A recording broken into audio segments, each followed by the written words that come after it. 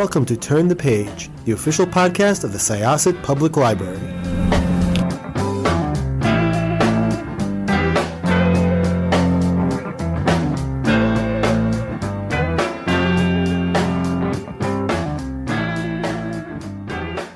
So hi, this is Jessica with Syosset Library's Turn the Page podcast, and I am here with the author of a really interesting book called Dead 11. Why don't you introduce yourself and kind of give us like the elevator pitch for this book, because it's so interesting and it's hard for me to even describe to people. I am more than happy to. So my name is Jimmy Juliano, and I am the author of Dead 11. And the elevator pitch for Dead 11 is there's a woman named Willow Stone who is grieving the death of her young son from about a year and a half ago. And she travels to this mysterious island off the Door County Peninsula in Wisconsin called Clifford Island because she thinks that it might have something to do with the death of her son. And while she spends time on this island, she realizes that they seem to be stuck in the past. And she's there for about 2 months, and then Willow goes missing, and then her brother Harper comes looking for her, and he picks up the trail. And he's exploring the mythology of this island. And you're right, it's hard to get any more into it without getting into like spoilery territory. Yeah, it's really, first of all, it's really interesting. And, like, again, like I want to talk, there's a lot of like mini stories that kind of come before the meat of the story. And they're all very interesting. There's stories about people who, like they have their big things that come into it is, people have their routines and what happens when your routine is broken by somebody dying, which is, like you can't do anything about that. Like it's, like you separate from someone, your routine is broken, but that person still exists. If they die, even if it's like the most mundane thing, that it doesn't. And again, here we go with like stuff that I don't want to talk too much about because it's spoilery. But so first of all, immediately when I started reading this book, I wanted to see if Clifford Island was real. Oh, good. There is a Clifford Island, but it's not that one, and it's like I think on the East Coast. It's not, where this one is. And everyone has like, it's like the world stopped in 1994. Right. Yep. Which I have to ask, why 1994? That was like such like a weird throwback for me, because I think I was in high school in 94. I was 13. Like, yeah. Yeah, and there are things that come up that make me laugh, because you mentioned like there are these t-shirts that people wear, like these co-ed naked t-shirts, and for those who were not around during this time, they were the weirdest thing. It's like there were these t-shirts and it would be like co-ed naked, I don't know, like lacrosse or something. Yeah. And like half of them didn't even make a lot of sense. Like it was like they were grasping for straws at the end. Like, I feel like someone got really rich off of that. Oh, 100%. People got really rich off of it, but like it caused a big thing with the teachers, because they'd be like, yeah, they were like banned from my school. They were banned from the school. It's like, oh, that's not appropriate. But then like, like if you wanted to be one of the cool kids, you'd come in wearing the shirts. Totally. Again, like this is not the meat of the story, but it was just like little nice touches like that kind of brought me back to those days, and like, oh yeah, I remember that. So why 1994, I think, is my, like, specifically 1994? That's such a good question. So I think I picked 1994 specifically because I wanted to go into the past, but not like super far, so I knew that like the 80s were hot when I started writing the book in 2019. So like Stranger Things was like peaking, and I was just kind of thinking, I feel like 80s nostalgia is totally in. I feel like 90s nostalgia, might be next. So that was like one of the reasons. but I specifically picked 1994 for a couple reasons. Number one, the O.J. Simpson stuff. Like Oh my that is God, yes. that Yes. is like one of those things where I remember coming home from like a little league baseball game and like where I was sitting, still in my dirty and dusty uniform, watching the O.J. Simpson car chase, like with my family. It was just it's like stuck in my brain and I'll never forget it. And it's such like a seminal moment in like American history and I guess even pop culture history. I know it's like a weird thing to say because it's such a horrible thing, like at its core, but it's Oh, such like a 110%, phenomenon. 110%. Yeah, but I mean, like there was even like a reference to it in one of the Shrek movies, I think. I Like, know yeah, like it's what? wild. Think about it. It's like this guy, I mean, okay, fine, whatever, but like, Sure. yeah, you let's we don't have to go there. But a woman was murdered, and her boyfriend were murdered brutally, and this person was thought of as doing it. And yeah, it's like nobody remembers that part. It's the Bronco chase. It's the Bronco chase, and I think it's the verdict like a year and a half or 2 years later too. And maybe Yep, you remember, like I was in high school me and too. they literally stopped class. Like every TV in the school turned on the verdict, and I remember even thinking at the time, I'm like, this is just so weird that we're doing this. I was in the library of Syosset High School when that verdict came in. They made an announcement over the loudspeaker, I think. Unless like this is like some my brain pretending, but I know somebody. That's where I was when I heard the verdict, and I was like, oh, yeah, okay. So like I knew just from like a writing perspective, I was like, this will be interesting. If people have routines, and one of the routines that they have is that everyone watches the O.J. Simpson car chase literally every single night. I'm like, that's a good hook. Like that, like that's interesting. That might want to make a reader like that would propel them to kind of keep going. So that was one thing with 94. Another thing with 94, and this is a little bit more random. I'm a big fan of the band Fish. And what they say, what I read once about Fish is that like if you're a big Fish fan, basically what you do is you listen to five shows from the 90s over and over and over and over again. And I'm like, yeah, then I laughed and I was like, oh my gosh, that's kind of true. And one of my favorite Fish shows is it's from June 17th, 1994, which is the same night as the OJ chase. And I'm like, I've listened to this show so many times. And I was like, what if someone had to listen to the show every day for the rest of their lives? And there's a character in the book who does listen to that show every single night. He doesn't mention Fish by name in the book, but it's Fish. And it kind of like grew out from there. It was kind of those two things that were kind of like the seeds of choosing that year in particular. That was a really interesting year. That was the year that Kurt Cobain died, was it not? I think. Ooh, I think it could have been. I think it was not. I think it was 94. I'm gonna fact check myself as I speak to you. But Okay. yeah, it was a really interesting book, and it was nostalgia horror, as you said. Yes, it's really really hot. Um, and it was just I mean, it was a really freaky rabbit hole to go down, and sort of like as you kind of start wondering, like, okay, how does this whole thing that happens in the beginning turn into something that's relevant at the at like in the bigger picture of the story. Yeah, yep. um April 1994, another place Got that it. You nailed I it. remember Yeah. exactly where I was when I heard that.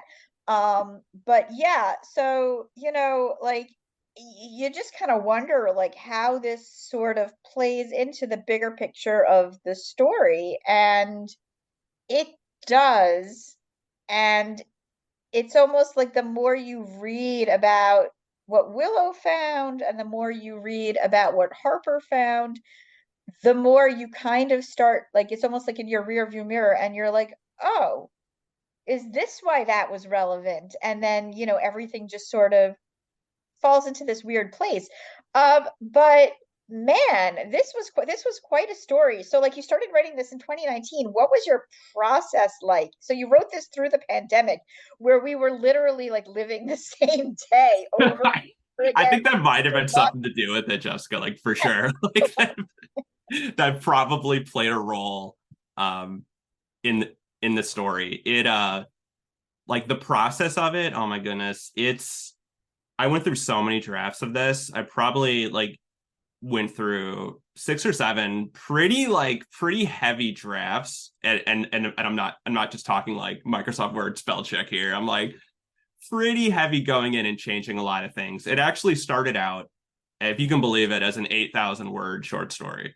Somehow it was I can actually believe that. I can actually believe that. Yes, because sometimes you start something and you realize that there's more to it than just that. it's totally what happened. Yeah. Like at the time, I was writing a lot of short stories, and that was kind of like my bread and butter. And my manager Josh, he was like, why don't we write? He's like, you have this really good idea, because I told him about the idea, and he's like, yeah, write it up in his words as a short as a short story, and then we'll see what we can do with it. I'm like, oh yeah, yeah, sure. So I wrote it as a short story, and I sent it to him, and he's like, this is way too short. He's like, could you like make this longer? And I was like, sure, okay. So then I took that 8,000 words and I wrote it into a 40,000 word novella. And happily, that's what landed me my agent Liz. And then Liz is like, I love this. Could this be a novel? And I was like, okay.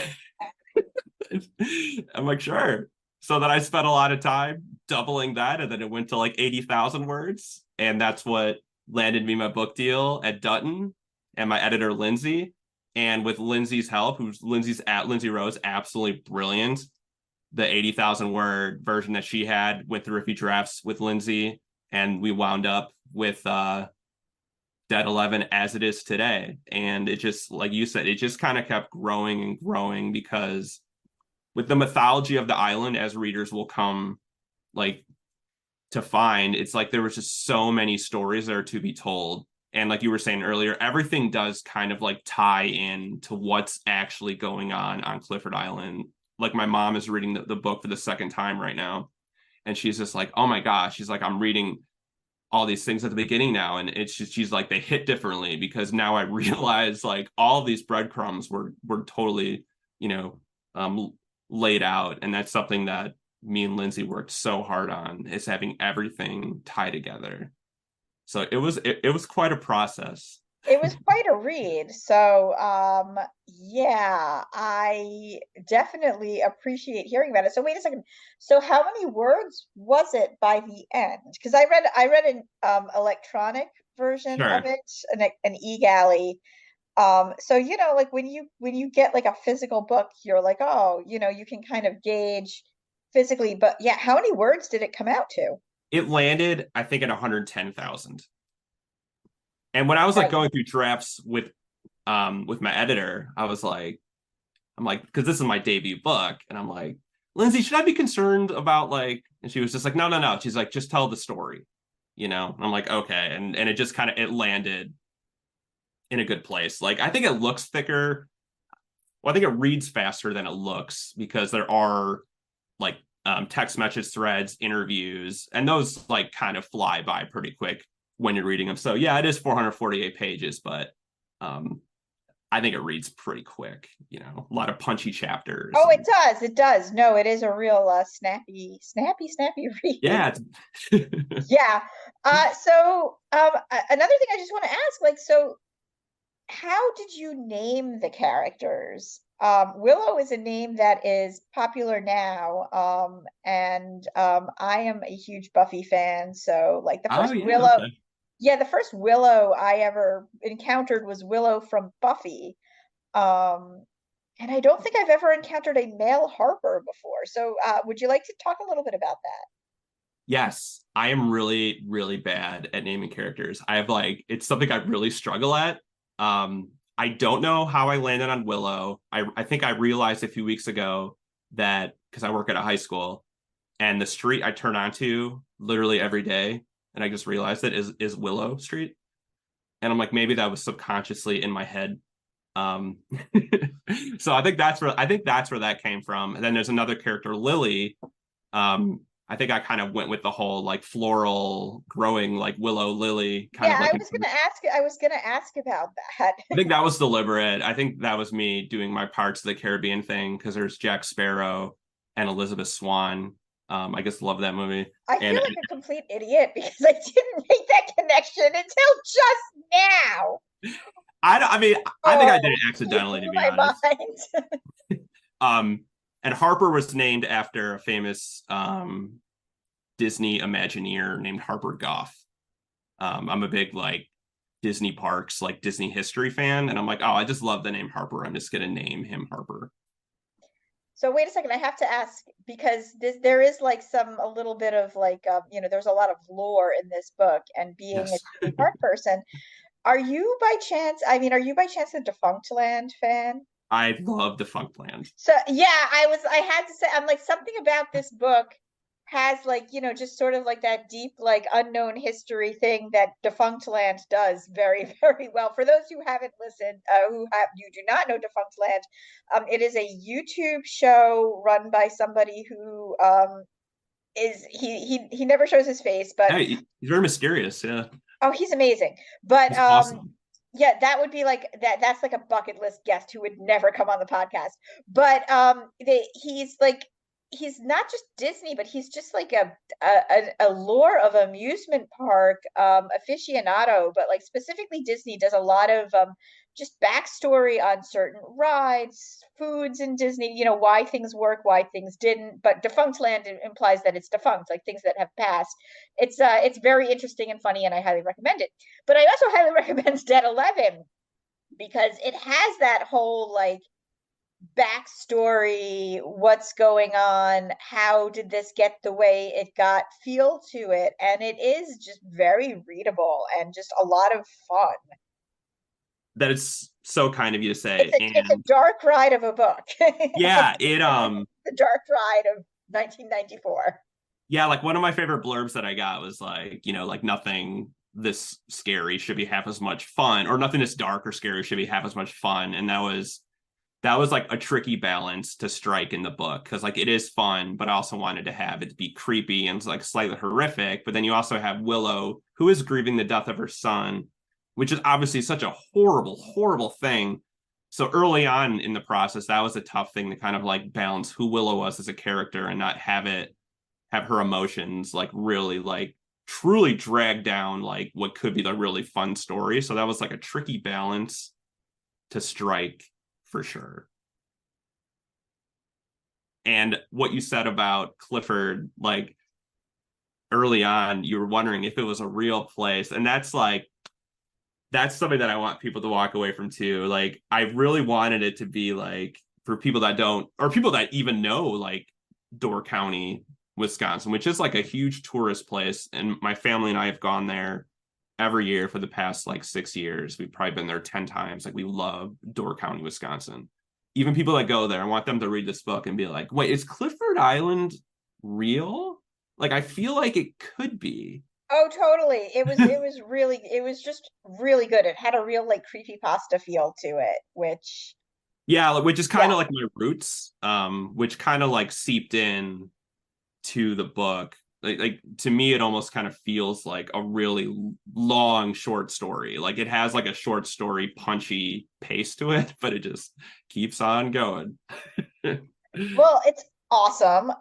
Thank you. Before we wrap up, do you have any favorite books that you have read recently, horror or otherwise? And also, just like, is there anything like any obscure thing that you really, really like that you want to draw people's attention to? Just like we did for Defunctland, which shouldn't be obscure, but I feel like most of the people I ask them about, they're just like, I have no idea what you're talking about. Oh my goodness. Well, the first part of your question, I am absolutely in love with Gabrielle Zevin's Tomorrow and Tomorrow and Tomorrow. That book just like blew me away. I absolutely devoured it. And I was like, I can't believe it took me this long to read this book because it's been out for, I want to say like a year, right? Like, is that right? Or like a little longer than that, I think. But it was just so readable and like I don't know. It's one of those things. Like I read it and then I went to work and my coworker Laura. I'm like, Laura, you must stop whatever you're reading right now. Stop reading it and read this book. It was like it was that good. And as far as the second part of your question, something obscure that I'm into. Ooh, that's a tough one because I almost would have said like Defunct Land for sure. Can I just double down on Defunct Land? Let's just triple down down on Defunct Land. Like it is so interesting. And like you said, yeah, it's about like theme park and amusement park stuff that like doesn't exist anymore. And like what's the history of things that have come to pass. You know, like the other day when the Star Wars Galactic Star Cruiser Hotel, they announced that it was going to be closing, Defunct Land started trending because it was just like, oh, Defunct Land's going to do a really good piece on this. It's so funny because I remember when when it first came out and people were like, yeah, this is not going to be great. There were some plugs like, I can't wait to watch the Defunct Land episode about this hotel. Yeah, it was quite the internet saying, I told you so. Like people were really dancing on the grave of the Star Wars Galactic Star Cruiser. Again, it's like and this is like completely outside of Dead 11, but I do hope maybe just like make it a regular hotel, like where people like do the dinner theater not stuff that much there. money, but like I don't need the dinner theater. Just like it'd be cool to just like be in a hotel that's Star Warsy. Why not? Yeah, and I know like when they initially announced all the Galaxy's Edge stuff, like a lot of the stuff that they had promised are not in the actual land, like roaming droids, the dinner theater, things like the fighting between Kylo and Rey. It's like, oh, it's not in the land, but if you wanted to see it, you have to go to the hotel. So it was almost like putting it behind a paywall, I think someone called it. So hopefully that stuff seeps back into yeah. And my family and I just went to Galaxy's Edge, and it is fabulous. Like the actual park. I don't know about the hotel because I couldn't afford it. This was great. Are you writing anything else at the moment? Are we going to revisit anything? I'm working on my next book. I don't think I can say too much about it just yet. Just that I would say it definitely has some shared DNA with Dead 11. Like they're probably in the same family tree. So I'm excited to be able to talk about it in the future. Yay. Well, hopefully you'll be back to chat about it with us. Oh, I hope so. This was a lot of fun. Yes. All right. Well, this was Jessica with Syosset Library's Turn the Page podcast. Our guest today was Jimmy Juliano. And we're calling out Kevin Perjurer on Defunct Land, because not calling out, but we're calling out to you. We're saying hello because we both love you. Yeah, get Kevin on the show sometime. I think that'd be awesome. Oh, please. That's never going to happen. But Kevin should read Dead 11, and so should you. We're going to close this chapter of Turn the Page. It's time to close this chapter of Turn the Page. Join us for the next episode.